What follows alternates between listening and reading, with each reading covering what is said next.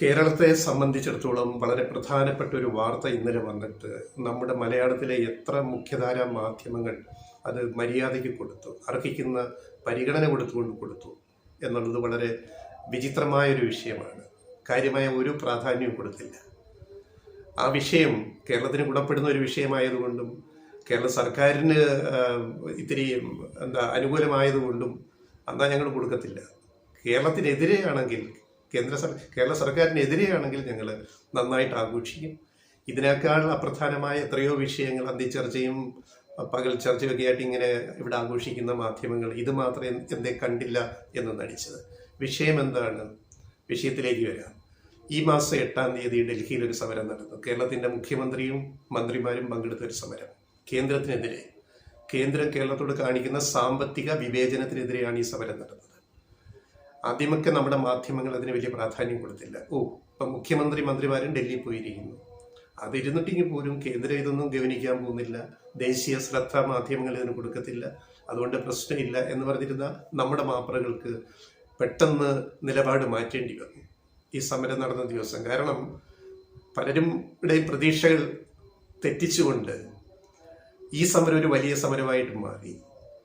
ഡൽഹി, പഞ്ചാബ് മുഖ്യമന്ത്രിമാരും പിണറായി വിജയനൊപ്പം ആ സമരത്തിൽ പങ്കെടുത്തു. അതുപോലെ തമിഴ്നാടിൻ്റെ മുഖ്യമന്ത്രിയുടെ പ്രതിയായിട്ട് മന്ത്രിസഭയിലെ 2ാമൻ അതിൽ വന്ന് പങ്കെടുത്തു. പിന്നെ മറ്റ് വിശിഷ്ട വ്യക്തികൾ പങ്കെടുത്ത ഒരു വലിയ സമരമായിട്ട് അത് മാറിയപ്പോൾ ദേശീയ മാധ്യമങ്ങൾ വരെ ലൈവ് കൊടുക്കാൻ തുടങ്ങിയപ്പോൾ നമ്മുടെ മാപ്രകൾക്ക് പിന്നെ കൊടുക്കാതിരിക്കാൻ പറ്റില്ലല്ലോ. അപ്പം പിന്നെ മനസ്സോടെ അതങ്ങ് കൊടുത്തു, വാർത്ത കൊടുത്തു മര്യാദയ്ക്ക്. അത് ആ ഒരു സാഹചര്യത്തിലേക്ക് എത്തിപ്പെട്ടതുകൊണ്ട് നിവൃത്തിയില്ലാതെ ചെയ്തതാണ്. പക്ഷെ ഇന്നലെ ഈ വാർത്ത മുക്കി. ഇന്നലത്തേത് വളരെ പ്രധാനപ്പെട്ട ഒരു വാർത്തയാണ്. അത് സുപ്രീം കോടതിയുടെ ഒരു തീരുമാനമാണ് കേരളത്തിന് അനുകൂലമായിട്ട്. അത് എത്ര മാധ്യമങ്ങൾ കൊടുത്തു? എന്തായിരുന്നു ഇന്നലെ സുപ്രീം കോടതി പറഞ്ഞത്? കേരളം ഈ ജനുവരി 12-ന് സുപ്രീം കോടതിയിൽ കേന്ദ്രത്തിനെതിരെ ഹർജി കൊടുത്തതാണ്. ആ ഹർജി സുപ്രീം കോടതി ബെഞ്ച് ഈ ജനുവരി 25-ലേക്ക് മാറ്റിയിരുന്നു ആദ്യ ഹിയറിങ്ങിന് വേണ്ടി. പിന്നീട് അതിൻ്റെ ഹിയറിങ്ങിനെ തുടർന്ന് വരികയായിരുന്നു. കേരളത്തിൻ്റെ നിലപാട് കേരളം കോടതിയിൽ അറിയിച്ചുകൊണ്ടിരുന്നു, കേന്ദ്ര നിലപാട് കേന്ദ്രം അറിയിച്ചു. അങ്ങനെ ഇന്നലെ സുപ്രധാന ദിവസമായിരുന്നു, ഫെബ്രുവരി 13-ന്. ഇന്നലെ സുപ്രീം കോടതി കേരളത്തിൻ്റെ നിലപാടിനെ അംഗീകരിച്ചു. കേരളമായിട്ട് ചർച്ച ചെയ്തുകൂടെ ഈ വിഷയം? കേരളം പറയുന്നതിൽ ന്യായമില്ല എന്നായിരുന്നു സുപ്രീം കോടതി ബെഞ്ചിൻ്റെ ചോദ്യം. അതുകൊണ്ട് അന്ത്യശാസനം പോലെയാണ് സുപ്രീം കോടതി പറഞ്ഞത്. ഇന്നലെ, അതായത് ഫെബ്രുവരി 13-ന് ഉച്ചയോടെ തീരുമാനം കോടതി അറിയിക്കണമെന്ന് കേന്ദ്രത്തോട് അന്ത്യശാസനം പോലെ ആവശ്യപ്പെട്ടു. ഉച്ചയ്ക്ക് തന്നെ കേന്ദ്രം നിലപാട് അറിയിച്ചു, കേരളവുമായിട്ട് ചർച്ച ചെയ്യാൻ തയ്യാറാണ്. അപ്പോൾ എത്രയും വേഗം ചർച്ച നടത്താനാണ് കോടതി നിർദ്ദേശിച്ചത്. ഇനിയിപ്പോൾ അതിനുള്ള നടപടികൾ പെട്ടെന്ന് ഇപ്പോൾ ഉണ്ടാവും. അപ്പോൾ കേരളവുമായിട്ട് ചർച്ച നടത്താൻ കേന്ദ്രം നിർബന്ധിതമായി കോടതി ഇടപെട്ടപ്പോൾ ഇനി ചർച്ചയിൽ വരുന്ന കാര്യങ്ങൾ അപ്പോൾ ഇനി കേരളത്തിനെ അവഗണിക്കാനാവില്ല. കാരണം ഇതിൻ്റെ മേൽനോട്ടം സുപ്രീം കോടതിയുടെ കൈകളിലാണ്, ബെഞ്ചിൻ്റെ. ഈ കേസിലെ എന്ത് പുരോഗതി ഉണ്ടാവും എന്നുള്ളത്.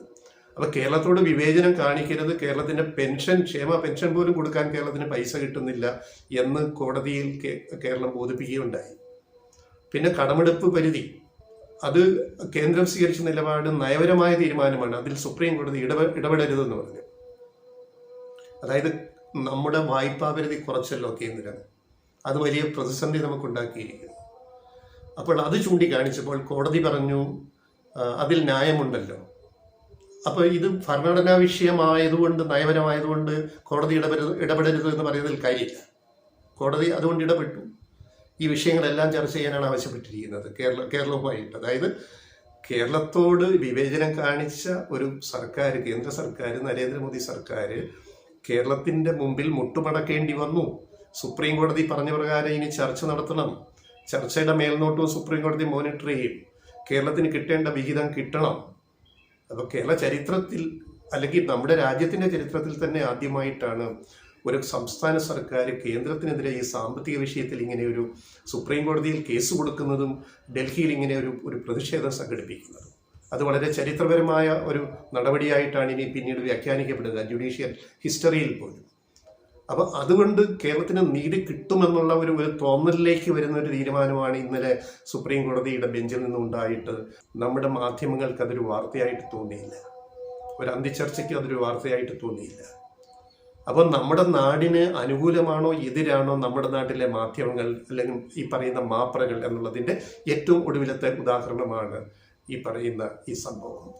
ഇനിയും ഇത്തരം വാർത്തകൾ നമ്മൾ മുക്കിക്കൊണ്ടേയിരിക്കും. നിവൃത്തിയില്ലാതെ വരുമ്പോൾ എഴുന്നേറ്റ് കൊടുക്കേണ്ടി വരും. അങ്ങനെ സംഭവിക്കും. ഇപ്പം ഈ ഡൽഹിയിലെ സമരത്തിൻ്റെ കാര്യം പറഞ്ഞ പോലെ ഭരണഘടനാ പ്രകാരമാണ്, ഭരണഘടനയുടെ 131 അനുച്ഛേദ പ്രകാരമാണ് കേരളം സുപ്രീം കോടതിയിൽ കേന്ദ്രത്തിനെതിരെ ഹർജി നൽകിയിരിക്കുന്നത്. വളരെ നിയമപരമായൊരു കേസാണ് കേരളം കേന്ദ്രത്തിനെതിരെ നടത്തുന്നത്. അപ്പം അതിൻ്റെ അന്തിമ വിജയം എന്താണെന്ന് ഈ ചർച്ചയുടെ കഴിയുമ്പോൾ അറിയാം. എന്തായാലും കോടതി ഇതിൻ്റെ അകത്ത് വളരെ ഗൗരവത്തോടെ ഇടപെടുമെന്ന കാര്യത്തിൽ നമുക്ക് യാതൊരു സംശയവുമില്ല. പക്ഷേ ഇതൊന്നും നമുക്ക് വാർത്തകളെ അല്ല. വാർത്തകളല്ലാത്തതൊക്കെ നമുക്ക് വാർത്തകളാവും. വാർത്തകളാകേണ്ടതൊന്നും നമുക്ക് വാർത്തകളാകത്തുമില്ല. അതാണ് ഈ സത്യാനന്തര കാലത്തെ ഈ മാധ്യമ ലോകം എന്ന് പറയുന്നത്. ഓരോ സംഭവം അത് നമ്മളെ സാക്ഷ്യപ്പെടുത്തിക്കൊണ്ടിരിക്കുകയാണ്.